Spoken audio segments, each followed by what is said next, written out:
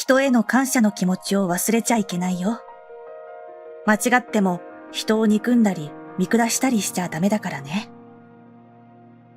俺は物心ついた時から母さんにこう言われて育った。俺は決して恵まれた境遇で育ったとは言えないけど、この言葉のおかげで周囲とうまくやっていくことができた。そんな俺にあんなことが待ち受けているなんて思いもよらなかった。俺の名前は広瀬聡。2歳の時に両親が離婚して母さんに引き取られた。父さんはお金にだらしない人だったらしく、養育費はすぐに支払われなくなり、音信不通になってしまったそうだ。そのせいで、俺の家は母さんの給料だけでやっていかなくてはならなかった。正直言って貧乏だった。安いボロアパートに住んでいたし、母さんは少しでも安い商品を探して買い物していた。だけど、母さんの口から父さんを恨む言葉は聞いたことがなかった。父さんのことが憎くないのか？俺が尋ねると、母さんは少し考え込む表情になった。そりゃあ最初は父さんを恨んだよ。必ず払うって約束した養育費を払わずにどっかへ行っちゃったんだからね。でもね、ある日恨んだところでどうにもならないって気づいたんだよ。それよりは今自分を支えてくれる人に感謝して前向きに生きた方がいいって思ったの。母さんはそう言って笑った。俺はまだ小学生だったけど、気持ちを切り替えられた自分の母さんは強い人だと思った。それと同時に自分もこんな風になりたいと思った。それまでの俺は高いゲームを買ってもらえる友達と自分を比べて、なんで自分の家は貧乏なんだと環境を恨んでばかりいた。でも母さんの話を聞いて考えを変えた。自分と人を比べるのはやめた。その代わり友達をはじめ周囲の人たちを大事にするようにした。すると相手も以前より俺に優しくなった。困っている時は助けてもらえる友達もできた。とりわけ勉強面ではかなりお世話になった。俺は金銭的な事情で塾に通うことはできなかったし、母さんも朝から晩まで働いていたから質問するチャンスもあまりなかった。その代わり友達が休み時間に俺のわからないところを教えてくれた。テストで高得点をキープできていたのは明らかに友達のおかげだった。いつもありがとうな。そうお礼を言うと友達は、人に教えると自分の理解も深まるし、こっちこそ助かってるよ。と逆に感謝してくれた。今思い返しても本当にいいやつだったと思う。中学に上がっても俺の成績は学年上位だった。だけど進路を決めるとき、俺は就職する道を選んだ。母さんに少しでも楽をさせてあげたかったからだ。当時の母さんは朝早くからコンビニで働いて、夜は清掃員のバイトをしていた。それこそ寝る間も惜しんで働いていたのだ。疲れてソファーで眠り込んでいたこともあったくらいだ。かなり無理をしているのは子供の俺の目にも明らかだった。少しでも早くお金を稼いで母さんの助けになりたかった。先生と母さんは俺の選択肢に反対してきた。特に母さんは俺の将来を心配して進学するよう勧めてきた。せめて高校までは行ってよ。お給料も違うし、出世に響く会社もあると思うから。進学費用のことは気にしなくていいのよ。何度も説得されたけど、俺の意志は揺るがなかった。勉強するより働きたいんだ。俺も強く主張すると、とうとう母さんも俺の意見を聞いてくれた。そんなに言うなら、サトシの気持ちを尊重するよ。こうして、俺は同級生たちより一足早く社会に出ることが決まった。中卒を採用してくれる会社はそう多くなかったけど、俺はとある町工場に内定をもらえた。家から通える距離ではなかったから、一人暮らしをすることになった。これからは独り立ちして立派にやっていかなきゃいけないな。採用されたからには一生懸命働こうと心に決め、俺は張り切っていた。任された仕事はネジなどの部品の製造だった。最初は慣れない作業の連続だった。ミスをして落ち込むこともあったけど、母さんの苦労に比べればこんなことは何でもないと思い直して必死に働いた。その頑張りは次第に上司にも認めてもらえた。昇給もして、ついに母さんに仕送りができるまでになった。サトシはすっかり成長したんだね。大事に使うからね。初めて仕送りしたとき、母さんは少し目を潤ませていた。俺もようやく少し親孝行ができたと心が温かくなった。働いてよかったと思うことはそれだけじゃなかった。気の合う仕事仲間ができたのだ。その中でも町田聖子さんという女性社員とは仲良くなった。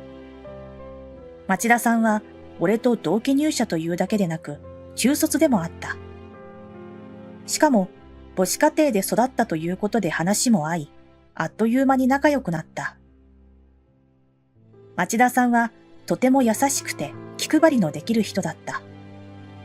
それだけでなく常に笑顔を絶やさない明るい性格だった。ミスをして凹んでいる時も町田さんの笑顔に助けられた。彼女がいなかったら、年の近い社員がいなくて心細い思いをしていただろう。出会って半年後、俺たちは休みの日にお互いの家に行って遊ぶ仲になった。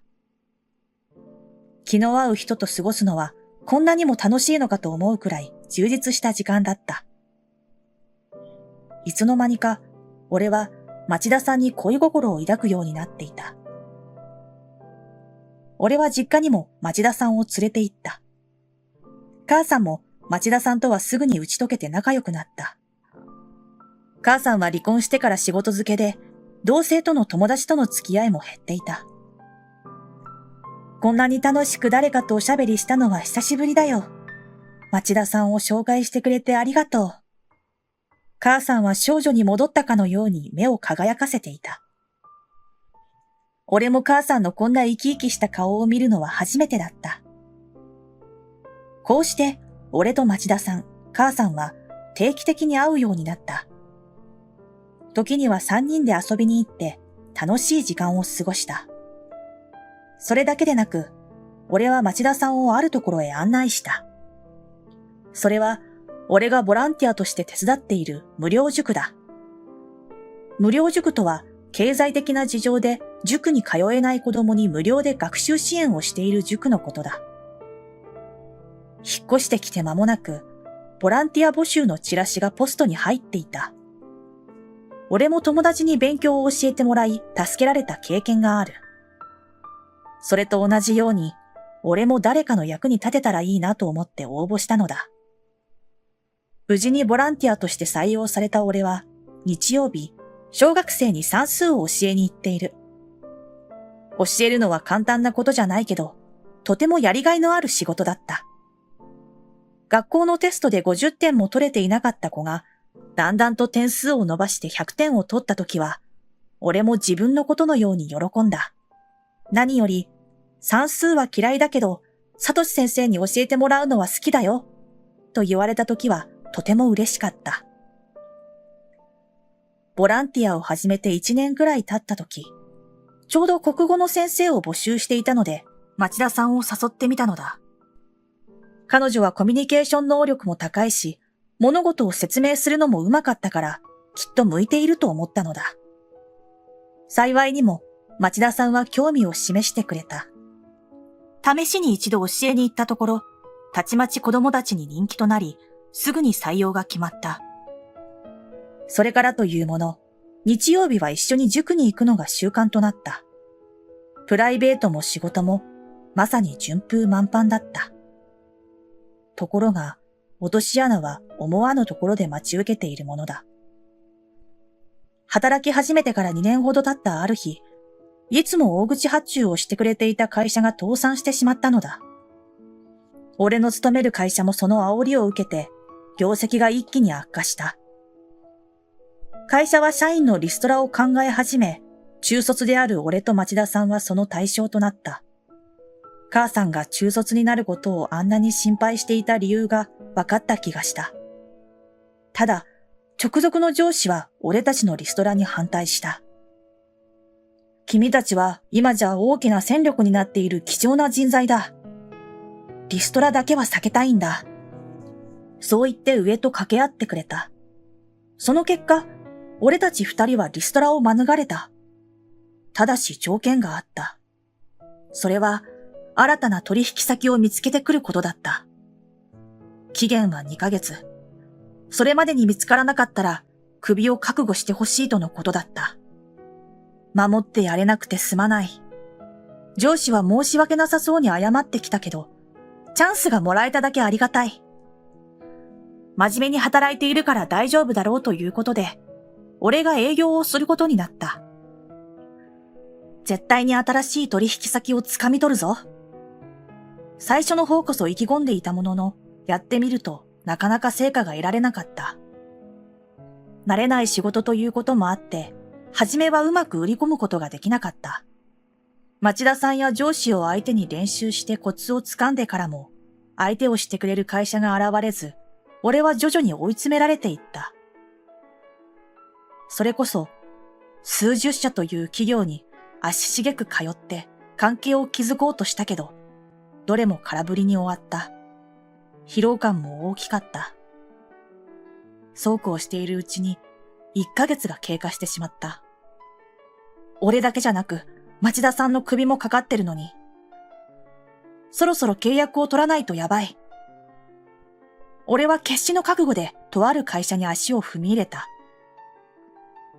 その社員である尾形理恵さんに対して熱心に自分の会社の強みを説明した。それまでで一番うまくいった。尾形さんの反応も上々だった。決して規模は大きくない工場ですが、生産体制がとても整えられていますね。これなら大きな発注をしても問題ありませんね。そうなんです。そこが弊社の売りなんです。俺も少し身を乗り出して力説した。ようやく希望が見えた気がした。尾形さんは俺の持ってきた資料を一通り見終わるとにっこりと笑った。御社の素晴らしい生産体制は弊社にとっても魅力的です。後日、弊社の社長や社員にプレゼンをしていただけませんか？社員は石原というとても有能なものです。そこで社長と石原が気に入れば、御社と契約をさせていただきます。本当ですか？ぜひお願いします。俺が喜んで言うと、尾形さんはただ、と続けた。候補となる企業が他にもありまして、その企業も同じ日にプレゼンします。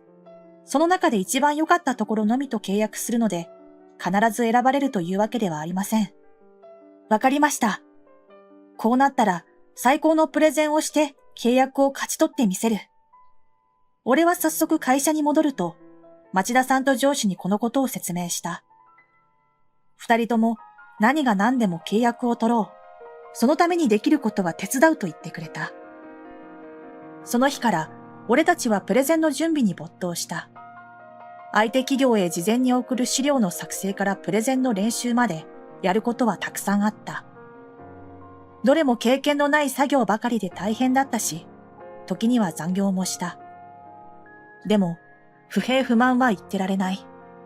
自分たちの身体だけでなく、会社の命運もかかっているのだから。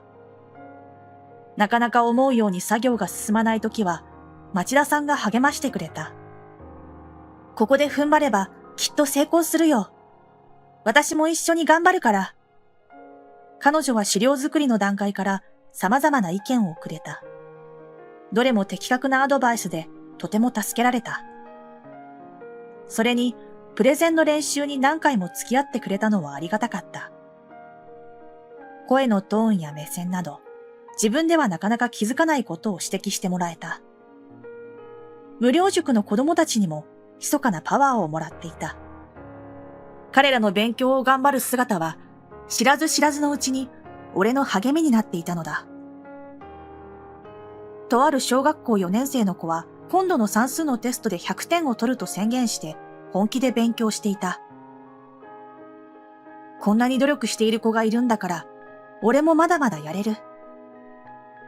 自然とやる気が湧いてきて、無料塾が終わった後は自宅でプレゼンの準備に時間を割いた。事前資料も相手企業に送り終え、プレゼンも上司の前でリハーサルをして OK をもらった。そして迎えたプレゼン当日。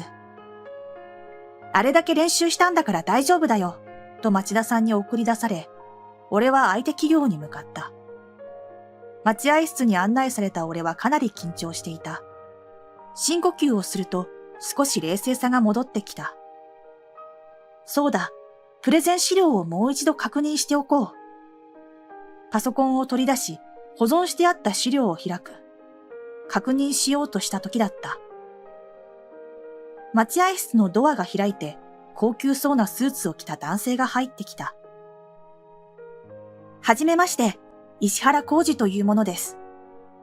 男性の名前に聞き覚えがあった。プレゼンを聞いてもらう社員さんだ。前回尾形さんと会った時、別れ際に高学歴のエリートだと教えてもらった。こちらこそはじめまして、広瀬です。今日はよろしくお願いいたします。俺は丁寧に挨拶した。するとなぜか石原さんはニヤニヤし始めた。ふーん、お前が広瀬か。まだペーペーじゃないか。初対面の人間に対して失礼じゃないか。俺は内心イラッときたけど、俺も社会人の端くれだ。笑ってやり過ごそうとした。はは、まあ私は中卒ですしね。石原さんはますます馬鹿にしたような顔になった。へえ、お前中卒なのか？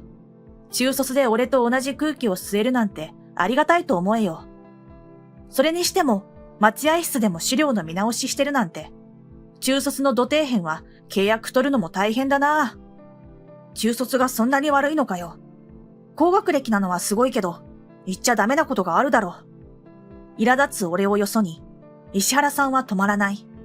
そのくせ、尾形さんに手を出そうなんて、舐めた真似してんじゃねえぞ。何を言ってるんだ。尾形さんとは普通に仕事上の会話をしただけなのに。言いたい放題の石原さんに、俺は堪忍袋の尾が切れた。ちょっと待ってください。と言いかけたとき、バタンとドアの開く音がした。続いて、石原さん、この人が誰だかわかってるんですか？と声が聞こえた。見ると、尾形さんが立っていた。怒った顔をしている。石原さんは舐め切った態度を崩さない。誰って、中卒で社会の最底辺にいる男だろ？そんなに怒るなよ。尾形さんは呆れ返ってため息をついた。何もわかっていないんですね。この広瀬さんは、石原さんにとって特別な存在なのに。どういうことですか？俺は尾形さんの言葉が気になって質問した。石原さんは自分の担当するプロジェクトで必要な部品を作っている会社が倒産して新しい会社を探していたんです。広瀬さんの工場はその候補のうちの一つです。尾形さんは説明すると石原さんを見た。石原さんのプロジェクトは社員をかけた大型のものです。つまり石原さんの身体もかかっています。だから石原さんは今日プレゼンに来る会社の事前資料を入念に見ていましたよね。その時、広瀬さんの会社がダントツでいいって楽しみにしていたじゃないですか。石原さんは顔を青くした。まさか、その資料を作ったのは、そうです。あなたが馬鹿にした広瀬さんですよ。石原さんは呆然としていた。こんなやりとりをしている間にプレゼンをする時間になった。今日のために今まで努力をしてきたのだ。待合室でのやりとりは一旦忘れて、プレゼンに集中することにした。いざ社長の吉水博美さんを前にすると、やっぱり緊張したけど、練習通りうまくやることができた。吉永さんはすべての企業のプレゼンを見終わった後、広瀬くんの会社が一番良かったわ。新しい取引先は広瀬くんのところにしましょう。と言ってくれた。石原さんもそれに賛成だった。ありがとうございます。俺は勢いよく椅子から立ち上がって頭を下げた。これで、俺の会社も町田さんもみんなが助かる。ずっと頑張ってきてよかったと心の底から思った。場がお開きになった後、石原さんは俺のところへやってきて謝ってくれた。さっきは見下すような真似をして本当に申し訳なかった。事前資料もプレゼンもとても良かった。中卒なんて関係なく、君が優秀な人間だということが十分に分かったよ。尾形さんの件も、俺と尾形さんが楽しそうに話している姿を見て、俺がちょっかいをかけていると勘違いしてしまったそうだ。何度も頭を下げる石原さんを見て、俺の怒りも収まった。いえ、もういいんです。分かってくださったなら大丈夫です。尾形さんもほっとした表情になった。今回の件で、改めて学歴は関係ないって分かりました。広瀬さんは私たちの会社を真剣に調べた上でプレゼンしてくれたし、用意していた資料も素晴らしかったです。これからもよろしくお願いします。こちらこそよろしくお願いします。和やかな空気の中、俺は相手企業を後にした。自分の会社に戻ってプレゼンが成功したことを告げると、みんな大喜びしていた。